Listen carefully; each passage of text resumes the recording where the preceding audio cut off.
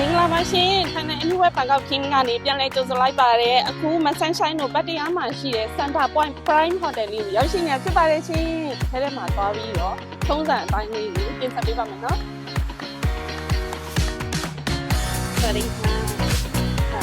အခုဆိုလို့ရှိရင်မဆန်းဆိုင်တို့ကဒီ Center Point Prime Hotel ကအဖေကစပါပါဆိုင်လေးနဲ့ဒီပေါ်မှာရှိတဲ့အခန်းကြီးရဲ့ facility တွေအားလုံးလိုက်ပြပေးမှာဖြစ်ပါတယ်ရှင်။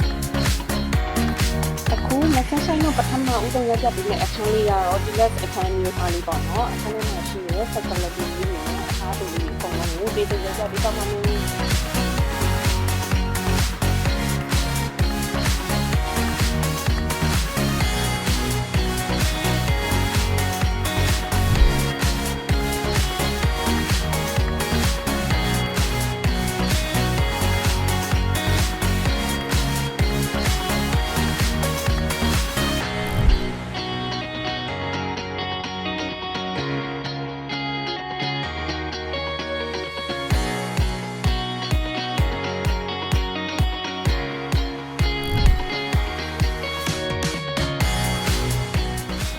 နောက်ထပ်အခန်းမျိုးမှာတက်မျိုးဖြစ်တာပေါ့နော်သူက T-less Premier သူကဆိုရင်သတင်းနှလုံးပါမယ်ပေါ့နော်ပြီးတော့မှဒီဘက်မှာ air ပုံစံမျိုးတက်တက်လေးပါပြရအောင်နော်အပြင်ဘက်မှာလည်းလာတာကောင်ပုံစံမျိုးပါပြရတယ်မဆိုင်ဆိုင်အသေးစိတ်လေးရကြပြီနော်တခြားဆက်ဆက်လေးပုံစံ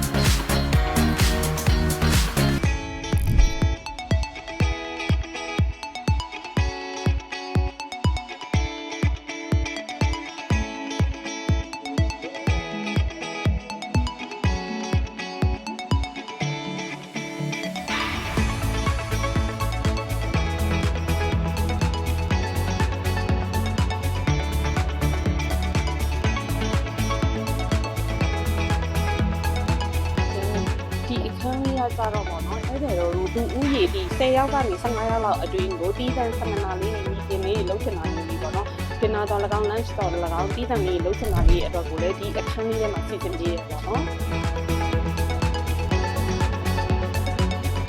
အဲ့ဒါတော့ဒီ Center Point Prime Hotel လေးမှာဆိုလို့ရှိရင်ဒါ massage ပေါ့နော် massage ခန်းလေးလည်းရှိပါတယ် massage အတွက်ဆိုသိပြီးဝေးလည်အပြင်ဖောက်ကြမလို့တော့ပေါ့နော် hotel ထဲမှာပဲဒီ service ကိုရယူနေတာ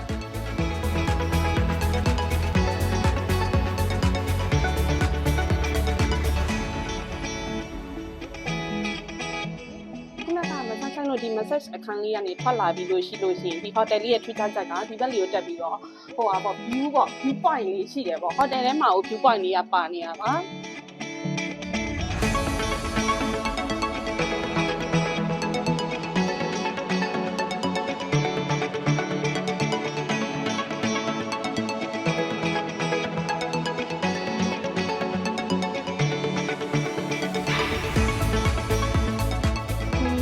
လေးရဲ့ဘေးမှာဆိုရင်ဒီအခန်းလေးရှိရပါတော့မဆိုင်ဆိုင်တော့အဲ့ဒီအခန်းလေးကိုလည်းတစ်ချက်ထပ်ပြီးပြပေးမယ်ဒီထဲမှာဆိုအဲ့ဒါတော့မနက်9:00နာရီနဲ့ည8:00နာရီဒီနားနေလို့ရတယ်ပေါ့နော်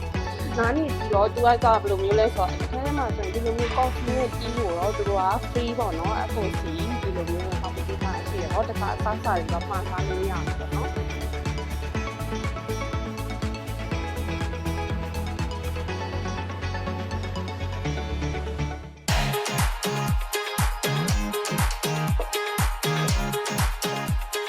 ကတော့ Grand Deluxe နောက်ထပ်တစ်မျိုးပေါ့နော်အမျိုးသားလေးဖြစ်ပါတယ်ဒီမှာဆိုစုစုပေါင်းအမျိုးသားလေးမျိုးလောက်တော့ရှိတယ်ဒီအခန်းကြီးကတော့ limitation ရှိတယ်တက်ပေါ်မှာတစ်ခန်းပဲရှိရပါတော့သူက view လက်လိုက်ပြီးတော့မှလုပ်ပေးထားတာမျိုးပါ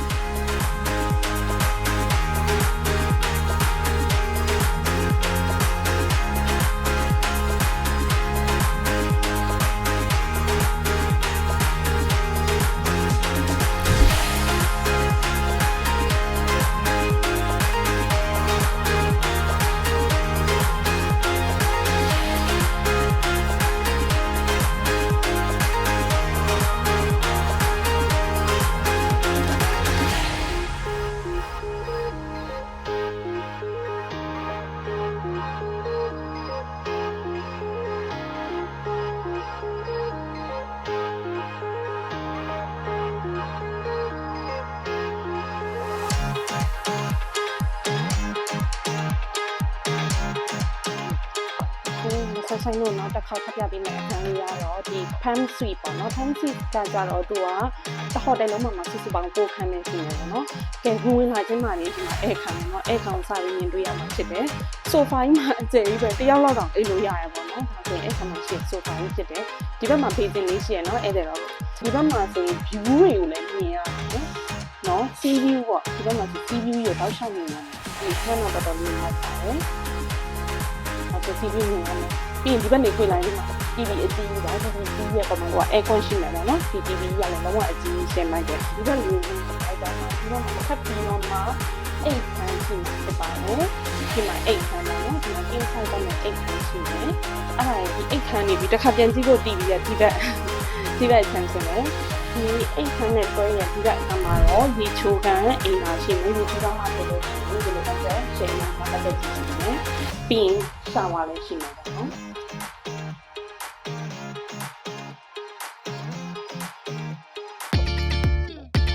ကတော့မဆိုင်လို့ခုနက suite ထဲမှာ2မျိုးရှိတာပေါ့နော်ထပ်ပြီး꿰တယ်ခုနက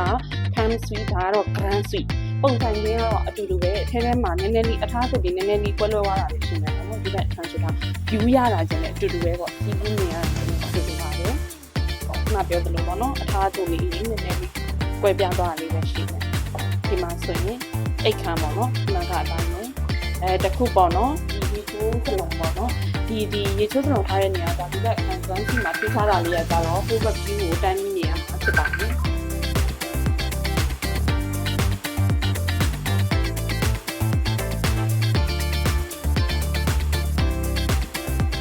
ဒါလေးကကြတော့ center point prime ဖတ်တရားရဲ့ meeting ခန်းလေးပေါ့နော်ဒါလေးလည်းမဆက်ဘူးတော့တစ်ခါလေးပြပေးပါမယ်နော်အခုမဆိုင်ထိုးတာဒီမှာရေကူးကန်လေးကိုလည်းလိုက်ပြပေးမယ်နော်ဒီဘက်မှာရေကူးကန်လေးရှိနေဒီအလွန်မှာပြီး fitness center ရှိနေကလေးကစားနေတယ်ပေါ့နော်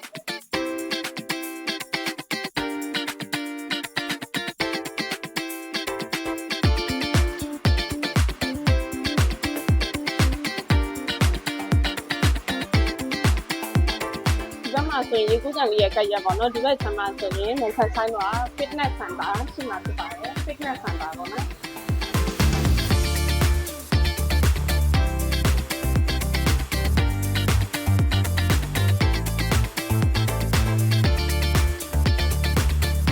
ဒီဘက်ဆံလေးကတော့ဒီ Center Point Prime Hotel ရဲ့နောက်ထပ်ရေကစားကွင်းတည်တံ့လေးပေါ့နော်ခုနမဆိုင်ဆိုင်လို့ရေကူးကန်ဘက်လေးကနေလမ်းလျှောက်ပြီးဒီ corridor လေးအတိုင်းလျှောက်သွားရောက်မှာပါ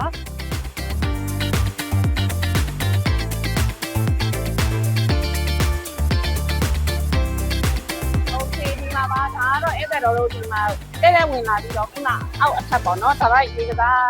ဝင်းကိုရောက်နေတာပေါ့နော်နိုင်သူလေးနဲ့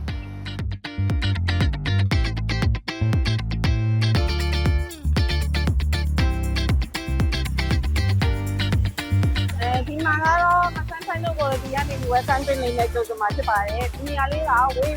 ရေကစားကွင်းလေးနဲ့တစ်ဆက်တည်းနေရာလေးပေါ့နော်တဲ့ရကမ္ဘာလေးဒီမှာတောက်လို့ရပါတယ်